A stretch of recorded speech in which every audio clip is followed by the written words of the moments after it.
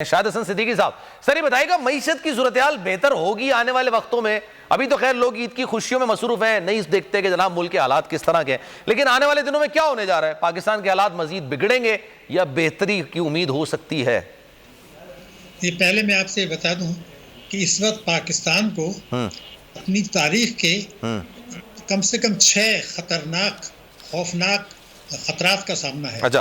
6 ازدہے ہماری طرف بڑھ رہے ہیں اور متعدد چیلنجز ہیں جن سے پاکستان کی سلامتی، پاکستان کی خود مختاری، پاکستان کی معیشت اور پاکستان کے 24 کروڑ عوام کی زندگی اجیرن ہو گئی ہے۔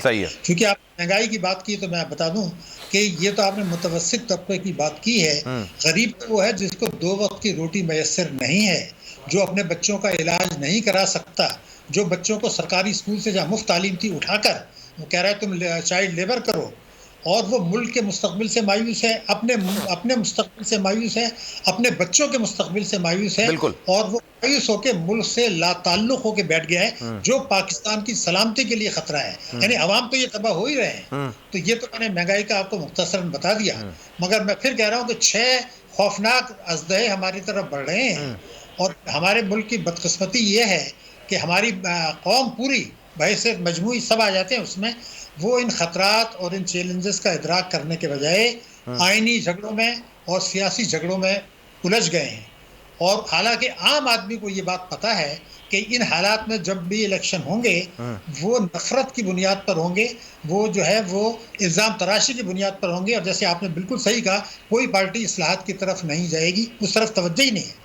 تو اگر آپ مجھ سے پوچھیں تو کرنے کے 2 کام ہیں۔ نمبر 1 تو یہ ہے کہ جو آئینی جھگڑے ہیں ان کو خوش اسلوبی سے نمٹائیں، اور نمبر 2 انتخابات ضرور وقت سے پہلے ہوں، لیکن اگر انتخابات سے پہلے اصلاحات کو قانونی شکل نہیں دی، اور وہ اصلاحات سے مطلب یہ ہے کہ جو بیرونی آپ کو خطرات ہیں اس کے علاوہ ایسی معاشی ترقی جس میں اگر عوام کو حصہ بھی نہ ملے تو کم سے کم ان کے اوپر ظلم نہ ہو، اگر یہ آپ نہیں کرتے تو یہ اجتماعی خودکشی۔ اب قوم پر ہمیں یہ سوچنا ہے۔ ٹھیک ہے سر، میں شاہد صاحب سے آؤں گا کیونکہ ٹائم کی قلت ہے۔ عتیق میر صاحب بھی موجود ہیں، ذرا ان کو بھی شامل گفتگو کرتے ہیں۔ عتیق صاحب، سر آپ کی سوچ کیا ہے اس سارے معاملے میں؟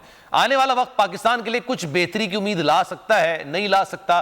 کیونکہ مہنگائی تو ہر گزرتے دن کے ساتھ، اور ایک ایسا لگ رہا ہے کہ ریس ہے کہ ڈالر پہلے 300 کو ٹچ کرتا ہے، کہ پیٹرول کی قیمتیں پہلے 300 کو ٹچ کرتی ہیں، اور کوئی سوچ نہیں سکتا تھا کہ یہ 300 کو ٹچ کر جائیں گی، لیکن اب تو یہ قریب پہنچ چکی ہیں۔ تو واٹ ڈو یو تھنک سر، آنے والے دنوں میں پاکستان کے حالات معاشی طور پر مشکلات کا شکار ہیں یا کچھ ایک امید ہو سکتی ہے بہتری کی؟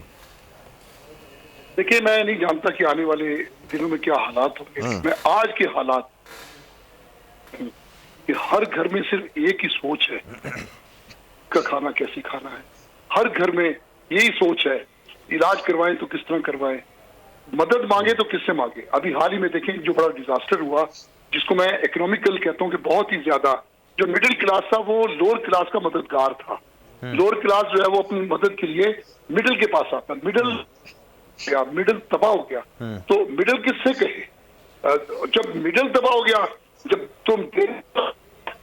تنگ ہوا تو لینے والے ہاتھ وہ یا تو بھیک میں چلے گئے، یا لوٹ مار میں چلے گئے، یا چوری میں چلے گئے۔ ابھی کراچی میں دیکھیں ہر گلی کے پولیس بے بس ہو گئی، قطعی طور ناکام ہو گیا۔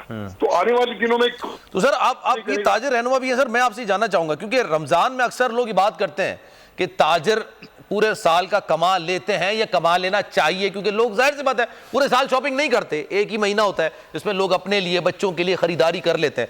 پچھلے سال کی نسبت اگر پچھلے رمضانوں کی بات کروں، اس سال آپ کیسے دیکھتے ہیں مارکیٹ کی صورتحال کو؟ دیکھیں، ایک تو یہ تاثر نہیں ہے کہ بھائی اس ایک مہینے میں ہو جاتی ہے، ہاں یہ ہے کہ ایک بہتر مہینہ ہوتا ہے۔ ٹھیک ہے، 3 ماہ کا جو ایک فگر آپ کہہ سکتے ہو کہ ایک ماہ میں نے کمپیریٹیولی یہ بات بولی ہے سر۔ جی کمپیریٹیو، اس لیے میں فیوچر کے بارے میں یہی کہوں گا، جیسے رواں سال عید سیل سیزن کا لفظ ہٹا دے، یہ عام دنوں کا سیزن تھا، اور عام دن عید سے پہلے، رمضان المبارک سے پہلے مہنگائی وہ خریداری نہیں کر پا رہے۔ عید میں ہم نے دیکھا، کیونکہ عید سیلز پیرامیٹر ہے عوام کی قوت خرید کا، وہ ہم نے دیکھا کہ لوگوں میں قطعی طور پر نہیں تھی کہ وہ سستی چیزیں بھی خرید پائے۔ اس لیے بہت ہی یعنی ایک خیال یہ رہی کہ 40% لوگوں نے جاری کی. اتنا بڑا شہر ہے, اسے معاشی ہب کہتے ہیں. کیونکہ سیزن ہم نے دیکھے یا بھکاری دندراتے رہے یا ڈاکو دندراتے رہے, اٹھانے والے ٹریفک کے جو اہلکار ہیں جگہ سے موٹر سائیکل کا رہے, یہ 3 کا.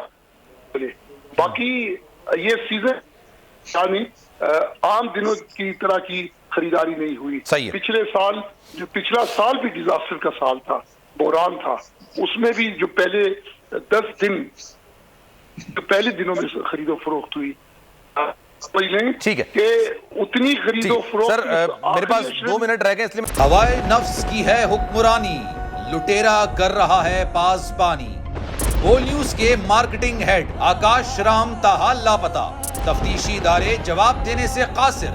اہل خانہ پریشان, بیٹے کی جدائی میں ماں غم سے نڈھال. جو بچو ہندو پر آئے تھے جو کو پاکستانی, مجھے مہربانی کرے پنجو آکاش واپس کयो.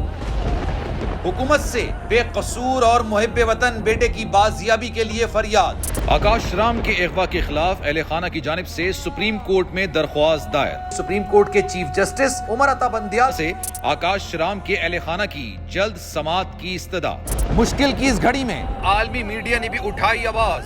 CNN, آج تک, انڈیا ٹوڈے, ٹائمز ناؤ سمیت عالمی میڈیا نے آکاش رام کے اغوا کے خلاف دیا بول کا ساتھ. اف کیا ظلم ہے, بول انصاف کا منتظر. سبسکرائب کریں اور بیل دبائیں تاکہ کوئی خبر رہ نہ جائے.